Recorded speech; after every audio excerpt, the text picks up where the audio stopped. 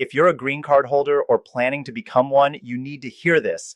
There's been massive confusion online about travel restrictions in 2026, and I'm seeing panic spreading through immigrant communities based on incomplete or misleading information.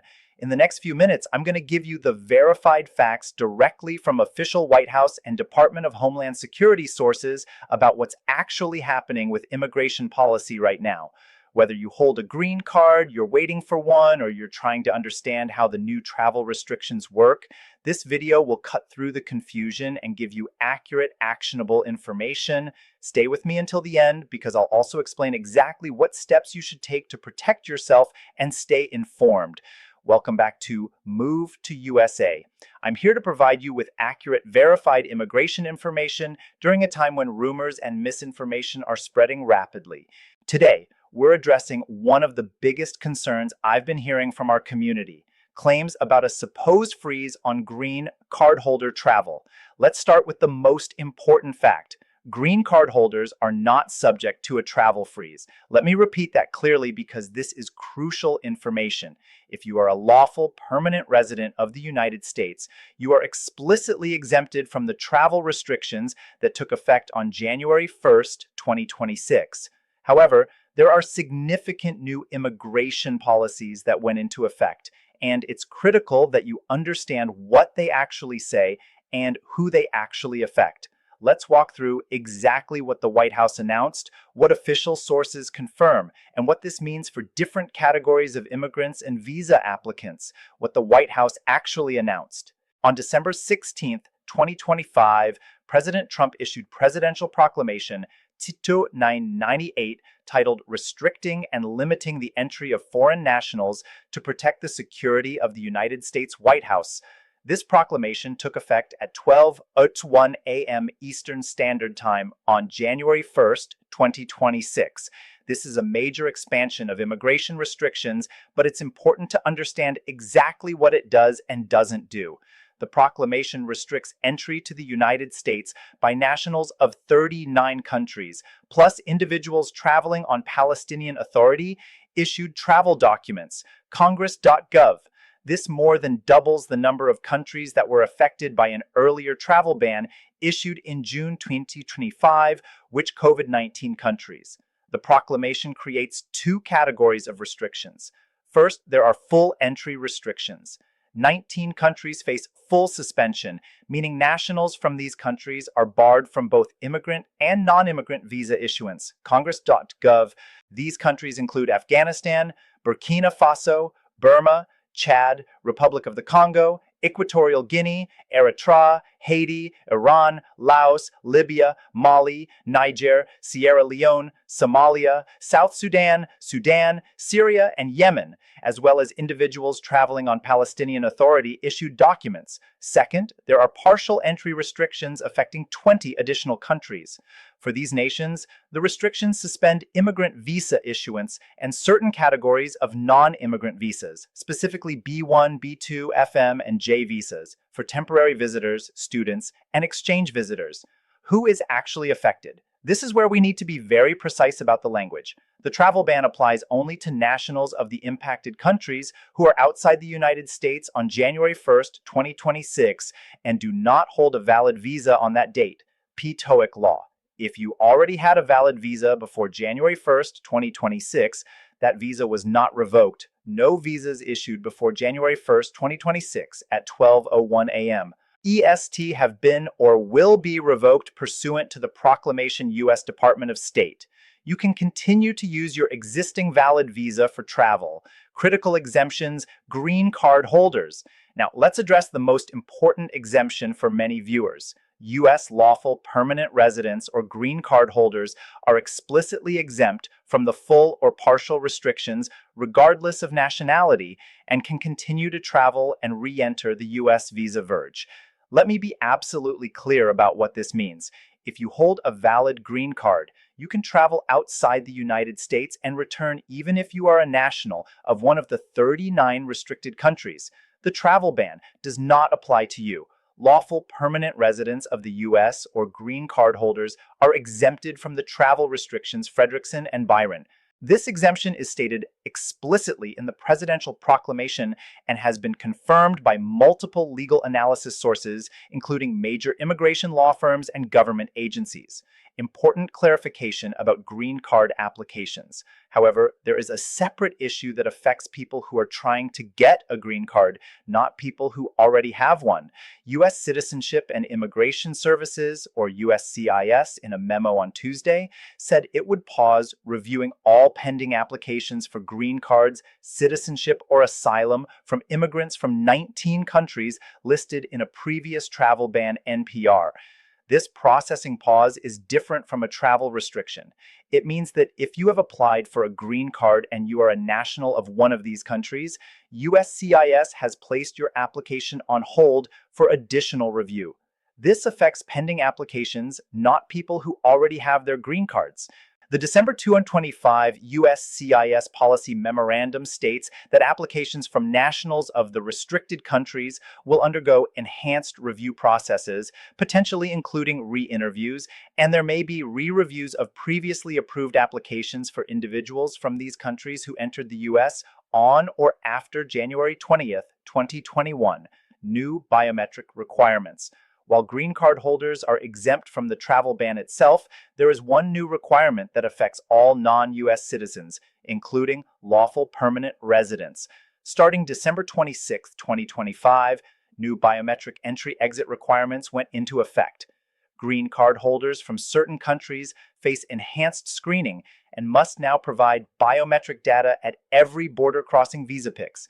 This means that when you enter or exit the United States, Customs and Border Protection officers will collect biometric information such as photographs and fingerprints. This is a security measure that applies broadly to non-citizens, not specifically to green card holders from restricted countries, although those individuals may face additional scrutiny. The key point is that this is a documentation and screening requirement, not a ban on travel. What this means for different groups, let me break down what these policies mean for different categories of people. If you are a current green card holder, you can continue to travel internationally and return to the United States. Make sure your green card is not expired. Carry documentation showing your ties to the United States and be prepared for biometric collection at ports of entry. Your travel rights have not been restricted. If you are applying for a green card and you are from one of the 19 countries subject to the USCIS processing pause, your application is currently on hold pending additional review. This does not mean your application is denied, but processing times will be significantly longer. Monitor your case status through USCIS and consult with an immigration attorney about your options. If you are from one of the 39 countries subject to the travel ban and you want to visit the United States or apply for an immigrant visa, new visa issuance has been suspended either fully or partially depending on your country of nationality. Individuals from the impacted countries currently holding valid visas may continue to use those visas for travel to the United States PTOIC law, but obtaining new visas will be extremely difficult or impossible during the period the restrictions remain in effect. If you are a dual national, you may be able to avoid the restrictions by traveling on a passport from a non-restricted country. Dual nationals of the restricted countries traveling on the passport of an unrestricted country, for example, a Haitian-French dual national entering the U.S. on their French passport, are exempted employment law worldview. Other notable exemptions beyond green card holders. The proclamation includes several other categories of exemptions. These include certain diplomats and government officials, athletes and support staff participating in the 2026 World Cup and 2028 Olympics, certain special immigrant visa holders, including U.S. government employees and ethnic and religious minorities from Iran facing persecution. There is also a waiver process, though it's limited. The proclamation allows for case-by-case waivers at the discretion of the Secretary of State when granting entry would serve a U.S. national interest. However, these waivers are expected to be rare and difficult to obtain. Practical steps to take based on these official policies. Here are the concrete steps you should take depending on your situation. For current green card holders, first verify that your green card is not expired or about to expire. If it's expiring within 6 months, file for a renewal immediately. Second, make sure USCIS has your current address on file. You are legally required to update your address within 10 days of moving. Third, when traveling internationally, gather documentation of your ties to the United States, including tax returns, employment verification, property documents, and family information. Fourth, be prepared for potential delays and questioning at ports of entry, especially if you are from one of the restricted countries. Answer all questions truthfully and calmly. You have the right to return to the United States as a lawful permanent resident. For people with pending green card applications, check the USCIS website and your case status regularly. If your application is subject to the processing pause, document all communications from USCIS and respond promptly to any requests for additional information. Consider consulting with a qualified immigration attorney who can assess your specific case and advise you on options. Do not assume your application is denied just because it's on hold. For people outside the United States from affected countries, if you had a valid visa before January 1st, 2026, that visa remains valid and you should be able to use it, though you may face additional screening. If you need a new visa and you're from one of the 39 restricted countries, understand that visa issuance is currently suspended. Monitor official State Department guidance for any policy changes. Consider whether you qualify for any of the exemption categories. If you believe you may qualify for a national interest waiver, consult with an immigration attorney about how to apply, where to find official information. It's critical that you verify information from official sources rather than relying on social media posts or secondhand information. Here are the authoritative sources you should check. The White House official website at whitehouse.gov publishes the full text of presidential proclamations. The December 16th, 2025 proclamation is available there. The State Department's Bureau of Consular Affairs at travel.state.gov provides updated guidance on visa restrictions and travel bans. U.S. Citizenship and Immigration Services at uscis.gov posts policy memoranda, processing updates, and guidance on benefit applications. Customs and Border Protection at cbp.gov provides information about entry requirements and procedures at ports of entry for legal analysis and interpretation. Reputable immigration law firms publish alerts and guidance. Organizations like the American Immigration Lawyers Association also provide resources. Understanding the legal framework, the President has authority to restrict entry under Section 212 of the Immigration and Nationality Act, which allows the President to suspend or restrict the entry of any class of aliens if their entry would be detrimental to the interests of the United States White House. This authority has been used before. During the first Trump administration, similar travel restrictions were implemented and were ultimately upheld by the Supreme Court, though they faced significant legal challenges and were modified several times during the litigation process. The current proclamation states that there will be periodic government reviews every 180 days to assess whether the restrictions should be continued, modified, suspended, or supplemented. White House. This means the list of countries and the nature of the restrictions could change over time. Impact on family-based immigration. One significant change in the December 2025 proclamation compared to earlier travel bans is the elimination of certain exemptions. The proclamation eliminates prior exemptions from the June 2025 travel ban for immediate relatives, including spouses, unmarried children under 21 years of age, and parents of U.S. citizens applying for immigrant visas, Frederickson and Byron. And this means that even if you are the spouse, minor child, or parent of a U.S. citizen, if you are a national of one of the restricted countries and you are outside the United States without a valid visa on January 1st, 2026, you will be subject to the entry restrictions. This represents a significant hardening of policy compared to previous travel bans, which typically exempted immediate relatives of U.S. citizens, what 90 days actually refers to. Now, let me address where the 90 days confusion may have come from. The USCIS agency said in a Tuesday memo that within 90 days, it would create a prioritized list of immigrants for review and, if necessary, referral to immigration enforcement or other law enforcement agencies, PBS. This 90-day timeline refers to how long USCIS has to create a prioritized review list for pending applications from the restricted countries. It does not refer to a 90-day freeze on green card holder travel. The two are completely separate issues, and the confusion between them has caused unnecessary panic in immigrant communities. Rights of lawful permanent residents. It's important to understand your rights as a green card holder. You have the right to return to the United States. You have the right to due process under the Constitution, which means the government cannot arbitrarily strip you of your status without proper procedures.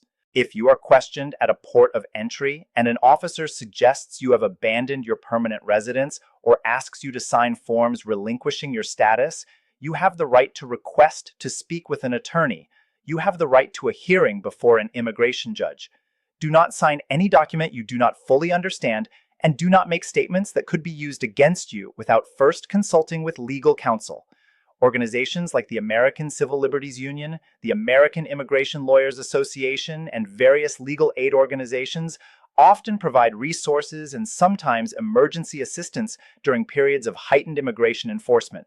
Looking ahead, immigration policy in the United States remains in flux. The current administration has signaled its intention to pursue more restrictive immigration policies across multiple categories. We've already seen expanded travel bans, processing pauses for certain applications, increased vetting requirements, new biometric collection mandates, proposed changes to the public charge rule that would make it harder to get green cards, and dramatically reduced refugee admissions for anyone navigating the U.S. immigration system right now, whether as a green card holder, visa applicant, or someone seeking permanent residence. The key strategies are stay informed through official sources, document everything, understand your rights, seek qualified legal advice when needed, and maintain flexibility in your planning. To summarize the key points, there is no travel freeze for green card holders. Lawful permanent residents are explicitly exempt from the travel restrictions that took effect January 1st, 2026. You can continue to travel internationally and return to the United States. However, there are significant restrictions affecting nationals of 39 countries who want to obtain new visas or enter the United States. There is a processing pause affecting pending applications from 19 countries for green cards, citizenship, and asylum.